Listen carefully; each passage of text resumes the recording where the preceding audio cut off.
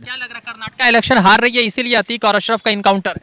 देखिए, सिर्फ कर्नाटक का इलेक्शन नहीं है, डाइवर्ट किया जा रहा है। सत्यपाल मलिक ने जो घटना घटवाया है, सत्यपाल मलिक ने देश के बारे में जो बात बताई है, उन्होंने जिस बात को दोहराया है, उन्होंने कहा है कि मोदी जी से जब उन्होंने सवाल किया था इस घटना के बारे में कि कैसे और क्यों हुआ है, तो मोदी जी ने उनको थ्रेट किया था कि आप मुंह बंद कर लें और चुप हो जाएं। तो मुझे समझ में नहीं आता है नरेंद्र मोदी देश की किस बात को दबाना चाहते हैं जो सत्यपाल मलिक बार बार बोल रहे हैं। और आप आश्चर्य मत होइएगा, 2024 के पहले तक मुझे लगता है सत्यपाल मलिक की भी हत्या हो जाएगी। ये मैं चैलेंज दे रहा हूँ, उनको मरवाया जाएगा। अगर ये खुद नहीं मरवाएंगे तो किसी लड़के को उस्का कर ऐसा माहौल तैयार कर देंगे कि वो देखेगा कि मोदी जी के खिलाफ ये अनर्गल बात कर रहे हैं। ये कहाँ है अजीत डोभाल जी का सिक्योरिटी सिस्टम, कहाँ है उनका सीबीआई, सीआईडी और एफबीआई, कहाँ है? सारे बड़े बड़े तंत्र कहाँ हैं? लैप्स नहीं, मैं बोल रहा हूँ जानबूझकर सोची समझी साजिश के तहत इस हत्या को अंजाम दिया गया है। कोई लैप्स नहीं है। कैसे सिक्योरिटी लैब्स? इतने सारे पुलिस के घेरे में कुछ दिन से आप लोग मीडिया वाले दिखा रहे हैं, ये कैमरा, वो मशीन, वो स्क्वाड, वो बॉम्ब स्क्वाड सब साथ में चल रहे हैं, और इतना लावा लश्कर लेने के बाद में भी 3 लड़के ढुककर इतनी आसानी से किसी की हत्या कर देते हैं। इसका मतलब देश में कोई भी सुरक्षित नहीं है। बैलेट नहीं, बुलेट से बात कर रहे हैं वो, उनको बैलेट सिस्टम पसंद नहीं आ रहा है। और 2024 में गलती से अगर भाजपा जीत के आ गई, मार्क माई वर्ड्स, देश में राष्ट्रपति शासन लागू होगा और प्रेसिडेंशियल रूल के तहत सारे लोकसभा विधानसभा की जितनी ताकतें खत्म कर दी जाएंगी। देश में प्रेसिडेंशियल पार्टी चलेगा और भाजपा के नेता मंत्री उसका अनुयायी बनकर देश को चलाएंगे। ऐसी घटना करवाने से और हिंदू लड़के से एक मुसलमान की हत्या करवाने से हिंदू खुश होगा तो ऐसा बिल्कुल नहीं है, क्योंकि हिंदू इतने बेवकूफ़ नहीं है। देखिए बॉस, मौत से किसकी रिश्तेदारी है? आज हमारी तो कल उनकी बारी है। तो ये कोई 70 के पास जाएगा, कोई 7 के पास जाएगा और कोई अकेले जाएगा। ये किसी के पास स्पेसिफिकेशन नहीं है। इन लोग कुछ बातों को पकड़ के रखते हैं, हदीस या कुरान में कोई बातें लिखी हो या कोई मौलवी साहब कहीं तकरीर कर रहे हैं तो 70 हुरों की बात करते हैं। मैं कहता हूँ, पूछना चाहता हूँ इनसे, इनको शर्म नहीं आती ये सब बात करते हुए?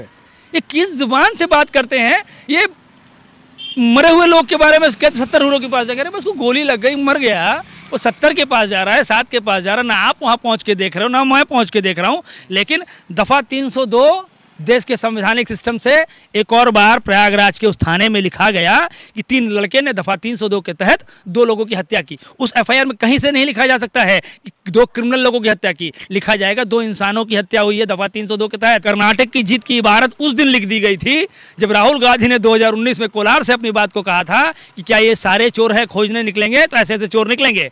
तो 21 लोगों के 23 लोगों का नाम पेपर में भी आया था, वो ताश खेलने बैठे थे, सभी अरेस्ट, तो सबका टाइटल मोदी निकला। ये बड़े मजे की बात है और इसकी इबारत बहुत पहले लिखी जा चुकी थी। और जैसे ही राहुल गांधी ने 2022 में पैदल चलकर समस्त भारत को कन्याकुमारी से कश्मीर तक मापा है, उस समय ही इसको और कॉन्सोलिडेशन मिल चुका था, कर्नाटका में हम जीतेंगे। कर्नाटका में ही एक माइका लाल है, श्रीनिवास, युवा कांग्रेस का सभापति समस्त भारत में।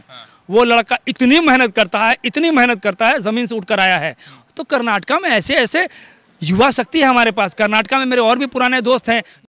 अतीक और अशरफ का इनकाउंटर हो चुका है। कुछ लोगों ने सवाल उठा दिए हैं कि सत्यपाल मलिक ने जिस तरह से पुलवामा के राज खोले, जिस तरह से पुलवामा को लेकर प्रधानमंत्री नरेंद्र मोदी को चुप्पी को लेकर बात कहा, जिस तरह से उनको साइलेंस किया गया, उन तमाम पर लोगों का ये मानना है। कुछ लोगों ने कहा है कि अब जो है ये पुलवामा के मामला को दबाने के लिए, और कर्नाटका में कांग्रेस प्रचंड बहुमत से आ रही है, तो उसको जैसा सर्वे में, जैसा एग्जिट पोल में आ रहा है, तो उसको दबाने के लिए ये तमाम तरह के घटना किए गए। संदीप जी से जुड़ रहे हैं कि संदीप जी, क्या लगता है कि क्यों ये घटना हुई? क्या पुलवामा का सच आ गया था, या फिर जो है कर्नाटका इलेक्शन भाजपा हार रही, उनको दबाने के लिए ये सारा इनकाउंटर या ये सारा चीज चल रहा है? देखिए, इसको बार बार आप इनकाउंटर बोल रहे हैं ना, मैं कह रहा हूँ बाकायदा हत्या किया गया है और यूपी पुलिस और यूपी सरकार मिलकर ऐसी हत्या करवाई है इन लोगों ने।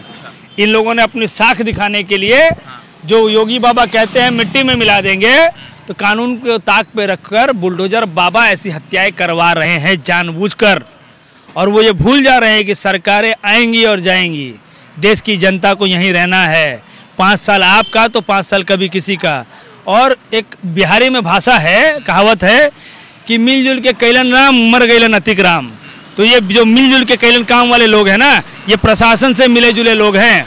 नहीं तो इतना आसान नहीं है कि ये कबूतर पकड़ने जैसा मामला थोड़ी ना है। इतने बड़े सजाए याफ्ता इतने बड़े क्रिमिनल को, जिसके ऊपर में इतने बड़े बड़े मामला चल रहे हैं, जिसको हाई प्रोफाइल केस कहा जा रहा था समस्त भारत में, उसके ऊपर ताबड़तोड़ गोलियां चल जाती हैं पुलिस के संरक्षण के बीच। और रह गई बात कर्नाटका इलेक्शन की, तो ये आप नहीं, मैं नहीं, देश की तमाम मीडिया कह रही है कि कर्नाटका इलेक्शन भाजपा हार रही है और कुछ दिन के अंदर वहाँ के उप मुख्यमंत्री बहुत जल्दी कांग्रेस ज्वाइन करने वाले हैं, ये भी खबर हमारे पास आई है। अच्छा। लेकिन ऐसे लोग एक मुख्यमंत्री ज्वाइन कर जी हाँ, और वो पूर्व मुख्यमंत्री थे। हाँ। और अभी की परिस्थिति ये है कि हम लोगों ने क्लियर कह दिया, हमारे पास 12 सीटें खाली बची है। अच्छा। जिसमें एक कोलार भी है। अच्छा। जहाँ से राहुल गांधी भाषण देने वाले थे। वहीं से लड़ते जी हाँ। हाँ, उस सीट पर अब तक हम लोगों ने कोई कैंडिडेट नहीं दिया है। अच्छा। 11 और सीटें बची हुई हैं। अच्छा। उस पर हम लोग तभी कैंडिडेट देंगे परिस्थिति को भापने के बाद और माहौल को समझने के बाद। क्या लग रहा है कर्नाटका इलेक्शन हार रही है इसीलिए अतीक और अशरफ का इनकाउंटर है? देखिए, सिर्फ कर्नाटका इलेक्शन नहीं है, डाइवर्ट किया जा रहा है। सत्यपाल मलिक ने जो घटना घटवाया है, सत्यपाल मलिक ने देश के बारे में जो बात बताई है, उन्होंने जिस बात को दोहराया है, उन्होंने कहा है कि मोदी जी से जब उन्होंने सवाल किया था इस घटना के बारे में कि कैसे और क्यों हुआ है, तो मोदी जी ने उनको थ्रेट किया था कि आप मुंह बंद कर लें और चुप हो जाएं। तो मुझे समझ में नहीं आता है नरेंद्र मोदी देश की किस बात को दबाना चाहते हैं जो सत्यपाल मलिक बार बार बोल रहे हैं। और आप आश्चर्य मत होइएगा, 2024 के पहले तक मुझे लगता है सत्यपाल मलिक की भी हत्या हो जाएगी।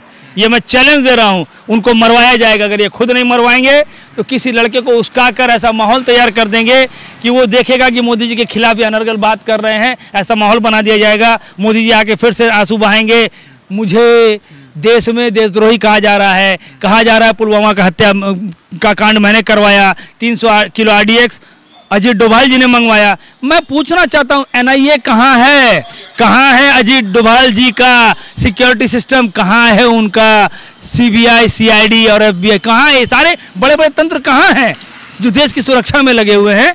कैसे अभी तक पता नहीं चला वो 300 किलो RDX कहाँ से आया? क्यों सत्यपाल मलिक को दबाया जा रहा है? क्यों उनको कुर्सी से हटाया गया? मतलब आपके हिसाब से उत्तर प्रदेश पुलिस या उत्तर प्रदेश प्रशासन ने ये जो भी मतलब कि आज जो उनके तरफ से लैप्स हुआ है, उसके पीछे उनके जो है पॉलिटिकल तंत्र है? लैप्स नहीं, मैं बोल रहा हूँ जानबूझकर सोची समझी साजिश के तहत इस हत्या को अंजाम दिया गया है। कोई लैप्स नहीं है।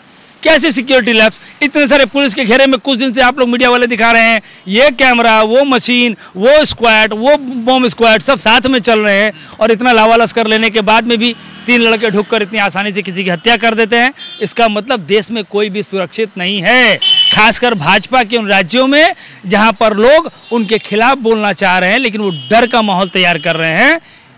बैलेट नहीं, बुलेट से बात कर रहे हैं वो, उनको बैलेट सिस्टम पसंद नहीं आ रहा है। और 2024 में गलती से अगर भाजपा जीत के आ गई, मार्क माय वर्ड्स, देश में राष्ट्रपति शासन लागू होगा और प्रेसिडेंशियल रूल के तहत सारे लोकसभा विधानसभा की जितनी ताकतें खत्म कर दी जाएंगी।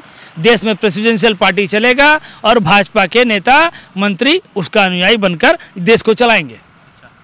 मतलब जैसे ये घटना हुआ तो हम लोग भी देख रहे थे उस वीडियो को, कहीं ना कहीं जो है एक समझ में आ रहा है कि एक पॉलिटिकल मैंडेट के लिए जो है ये सब हुआ। तो क्या लग रहा है किसको खुश किया जा रहा है और किसको नाराज किया जा रहा है? मैं तो कह रहा हूँ अगर ये सोच रहे हैं कि ऐसी घटना करवाने से और हिंदू लड़के से एक मुसलमान की हत्या करवाने से हिंदू खुश होगा, तो ऐसा बिल्कुल नहीं है, क्योंकि हिंदू इतने बेवकूफ़ नहीं हैं।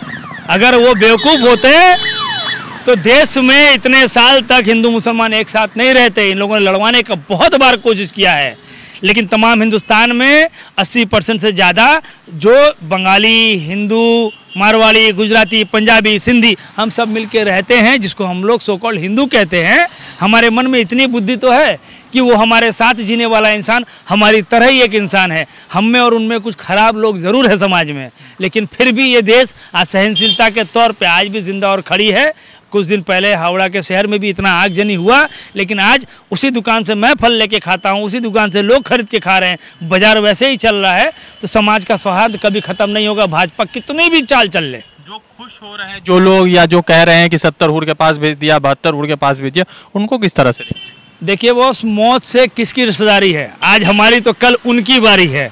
तो ये कोई 70 के पास जाएगा, कोई 7 के पास जाएगा और कोई अकेले जाएगा। ये किसी के पास स्पेसिफिकेशन नहीं है। इन लोग कुछ बातों को पकड़ के रखते हैं, हदीस या कुरान में कोई बातें लिखी हो या कोई मौलवी साहब कहीं तकरीर कर रहे हैं तो 70 हूरों की बात करते हैं। मैं कहता पूछना चाहता हूँ इनसे, इनको शर्म नहीं आती ये सब बात करते हुए?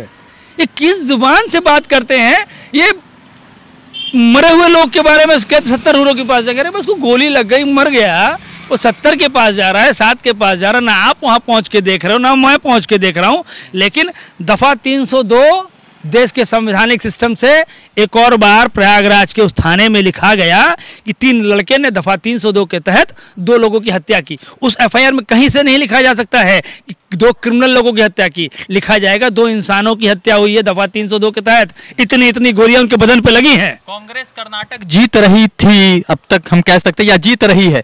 क्या इस दोनों घटनाओं के बाद सत्यपाल मलिक की बात को दबा दिया जाएगा, या कर्नाटक के इलेक्शन से जो कांग्रेस की जीत है क्या वो चोरी हो जाएगी? देखिए, कर्नाटक की जीत सत्यपाल मलिक की वजह से नहीं है, कर्नाटक की जीत बीजेपी के इस प्रोपेगेंडा की वजह से नहीं है, और न कर्नाटक की जीत अतीक अहमद और इनके परिवार के लोगों के इनकाउंटर से जुड़ी हुई है या उनकी हत्या से जुड़ी हुई है। कर्नाटक की जीत की इबारत उस दिन लिख दी गई थी जब राहुल गांधी ने 2019 में कोलार से अपनी बात को कहा था कि क्या ये सारे चोर हैं, खोजने निकलेंगे तो ऐसे ऐसे चोर निकलेंगे।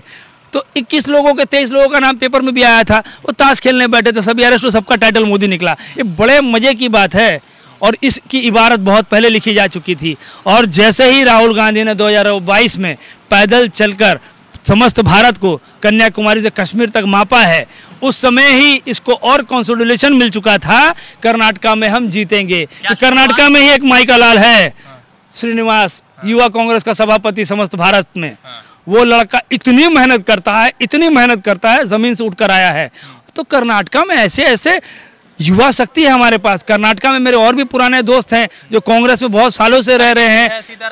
खड़गे जी, ये लोग तो पिलर हैं, इनके ऊपर छत खड़ी हुई है, ये वो नींव है जिनके ऊपर में कांग्रेस आज भी खड़ी है। खड़गे जी हैं, सिद्धारमैया है, और भी कई सारे, शिव कुमार जी हैं, और उनके साथ साथ इन बुजुर्गों के साथ साथ कई यूथ ऐसी टीम पड़ी हुई है जो समस्त भारत में बहुत सारा काम कर चुकी है। वहाँ पे अभी भी लोकल इलेक्शन में कॉर्पोरेटर बन के बैठे हुए हैं, वो हमारे वो तमाम दोस्त, वो भी लड़ेंगे वहाँ इलेक्शन। तो कर्नाटका आज 4 दिन से तैयार नहीं हो रही।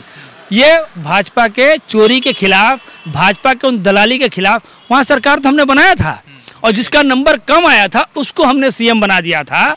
अब उसको ज़्यादा लालच है, उसको ज़्यादा रुपया चाहिए, क्योंकि मोदी जी के एक नेता ने ये सत्यपाल मलिक को 300 करोड़ रुपए का ऑफर दिया था, जुबान बंद, 300 करोड़ के लड्डू आप खा लीजिए। उनको नहीं खाना था, क्योंकि उनके अहम में कुछ बातें लग गई हैं कि सत्यपाल मलिक की हत्या हो जाएगी। बिल्कुल, मार्क माई वर्ड, 2024 के पहले कोई बड़ी बात नहीं, सत्यपाल मलिक की हत्या हो जाएगी। ये लोग करवाएंगे, प्लान करवाएंगे, ये दिखाने के लिए कि देखिए सत्यपाल मलिक भी चुप हो गया, इनका जुबान अभी बोलो बैलेट से नहीं, इनको बुलेट पे विश्वास हो गया है अभी। आपके हिसाब से कर्नाटक में कोई फर्क नहीं पड़ रहा? कुछ फर्क नहीं पड़ना है। कर्नाटक लोग टीवी दिखा रहे हैं ना, 127 के अंदर 150 सीट आएगी कर्नाटक में। अभी मैं चैलेंज दे रहा हूँ, यहाँ सब देखिएगा, उस दिन जब नंबर खुलेगा, डब्बे खुलेंगे। इस बार मोदी जी को बोले जितनी सभाएं करनी है, जितनी रैली करनी, जितना दौड़ना है, दौड़ लगा ले, कर्नाटक में 150 सीट मिलेगा, 150। तो जिस तरह से 2 चीज है, संदीप जी है पश्चिम बंगाल कांग्रेस के एक जो है वरिष्ठ नेतागण है, सवाल इन्होंने कई सारे दाग दिए हैं कि आज जिस तरह से घटना हुआ अतीक और अशरफ का, उसके पीछे कहीं ना कहीं इनका ये मानना है कि ये पूरी प्लानिंग है, पूरी साजिश है और इन साजिश के तहत किया गया। मगर कुछ लोग ये लिख रहे हैं कि कर्नाटका में जैसे कांग्रेस की प्रचंड बहुमत दिखाई जा रही, सत्यपाल मलिक की बातें आई, तो कुछ लोग ये भी कह रहे हैं कि इन बातों को दबाने के लिए तमाम तरह के जो है षड्यंत्र किए गए। अब देखना है कि हाई कोर्ट, सुप्रीम कोर्ट, न्यायपालिका, न्याय सिस्टम इन तमाम मुद्दों को किस तरह से देख रहा और क्या देश में न्यायपालिका बचा हुआ है। रज़ा अंसारी की रिपोर्ट। द इंडियन खबर, सच आपके सामने।